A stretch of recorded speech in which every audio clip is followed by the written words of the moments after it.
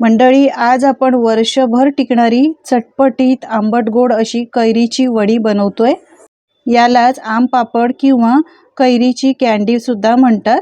करायला खूप सोपी आहे, खूप कमी साहित्यामध्ये बनवून ही तयार होते, वर्षभर टिकते। लहान असताना शाळेच्या बाहेर मिळणाऱ्या या कैरीच्या वड्या तुम्ही बऱ्याच वेळा खाल्ल्या असतील, पण तुम्ही कधी अशा या सोप्या पद्धतीने बनवल्या नसतील, तर आजची रेसिपी पाहिल्यानंतर नक्कीच घरी बनवाल। पहा किती मस्त अशा या कैरीच्या वड्या झालेल्या आहेत, शिवाय ट्रान्सपरंट सुद्धा झालेल्या आहेत। करायला खूप सोप्या आहेत, एकदम चटपटीत आंबट गोड लागतात। चला तर करायला घेऊयात। या कैरीच्या वड्या बनवण्यासाठी इथे मी 2 राजापुरी आंबे घेतले। तुम्ही तोतापुरी आंबे सुद्धा घेऊ शकता, हे गावचे आंबे आहेत।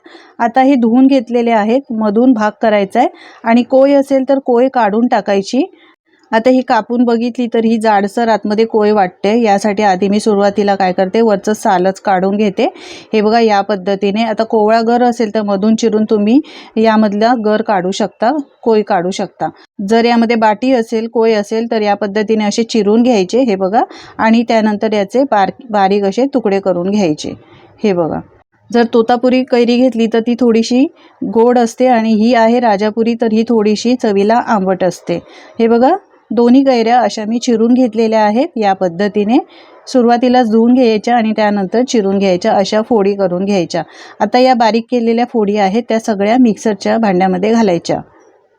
पण या कैरीच्या फोडी वाटून घेणार आहोत, यासाठीच बारीक बारीक चिरून घ्यायच्या। यानंतर झाकण लावून मिक्सरला वाटून घ्यायचे, अजिबात पाणी घालायचं नाही, असंच बारीक पेस्ट करून घ्यायची। तर हे पहा, पाणी न घालता मी मस्त अशी बारीक पेस्ट करून घेतलेली आहे। 3-4 वेळा फिरवलं की छान अशी बारीक पेस्ट तयार होते। यानंतर एखादं भांडं घ्यायचं, त्यावर चाळणी ठेवायची आणि ही सगळी पेस्ट यावर घालायची आहे। आता कैरीचा सीझन चालू आहे, बरेच पदार्थ कैरीचे बनवले जातात, तर असा कैरीचा आंब्याचा सीझन असला की जे वर्षभर टिकणारे पदार्थ आहेत ना, ते नक्की बनवून ठेवायचे। यानंतर चमच्याने किंवा स्पॅच्युलाने ही पेस्ट आहे ती अशी गाळून घ्यायची, म्हणजे यामध्ये काही धागे असतील तर ते वेगळे काढले जातील। तर हे पहा, पेस्ट मी सगळी अशी गाळून घेतलेली आहे, यामध्ये जास्त दागे नव्हते, थोडंसं असं। आता चाळणीला लागलेलं सुद्धा आपल्याला सगळं काढून घ्यायचं आहे। मंडळी, तुम्हाला माझी जर रेसिपी आवडत असेल तर प्लीज एक लाईक करायला विसरू नका, आणि तुम्ही कुठून ही रेसिपी पाहता हे सुद्धा मला कमेंट करून नक्की सांगा, म्हणजे मी तुमचे आभार मानू शकेन। सगळी कैरीची पेस्ट अशी चाळणीला लागलेली काढून घ्यायची आहे भांड्यामध्ये, आणि आता मिक्स करून बघायची। हे बघा, काय मस्त अशी स्मूथ आपली ही पेस्ट तयार झाली पाहिजे, असं हे टेक्स्चर पाहिजे। पाहू शकता, पाणी घालायची अजिबात गरज नाही, कैरीमध्ये पाण्याचं प्रमाण असतंच। मस्त असं हे वाटलं जातं।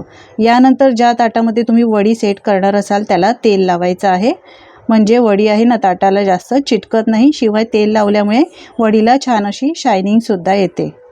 ब्रशने किंवा हाताने असं पसरवून घ्यायचं आहे। आता इथे गॅसवर मी कढई गरम करायला ठेवली आहे, यामध्ये ही वाटलेल्या कैरीची पेस्ट घालायची आहे सगळी। पाहू शकता, 2 कैरीपासून एवढी ही पेस्ट आपली तयार झालेली आहे। यानंतर यामध्ये साखर घालायची आहे, 1 वाटी साखर घालते।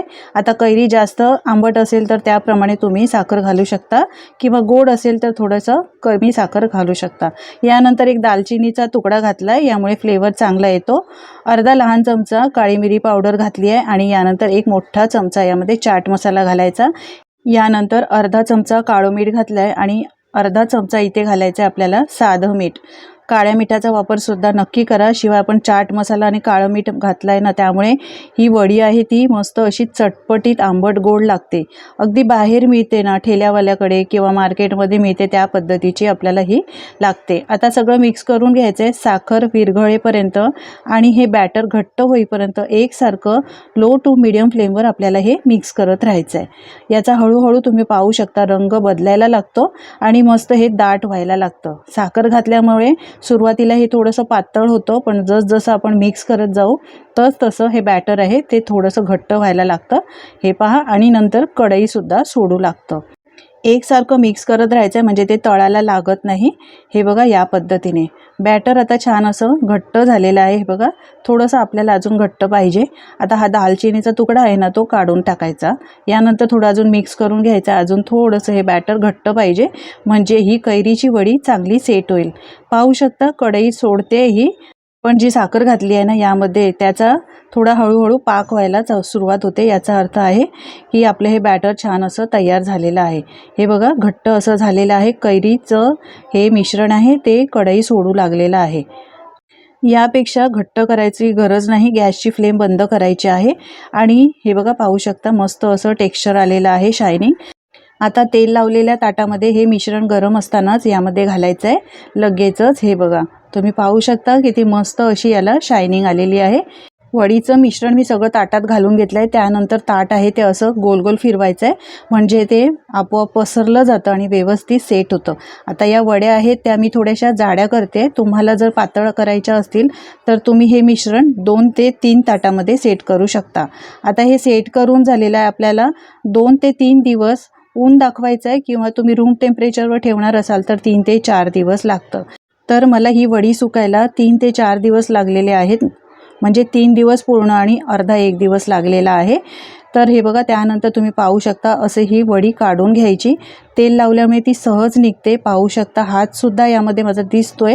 एकदम ही वडी ट्रान्सपरंट झालेली आहे. तुम्ही पाहू शकता याला शायनिंग किती मस्त आलेली आहे. अगदी सहज ही डिमोल्ड करता येते ताटामधनं.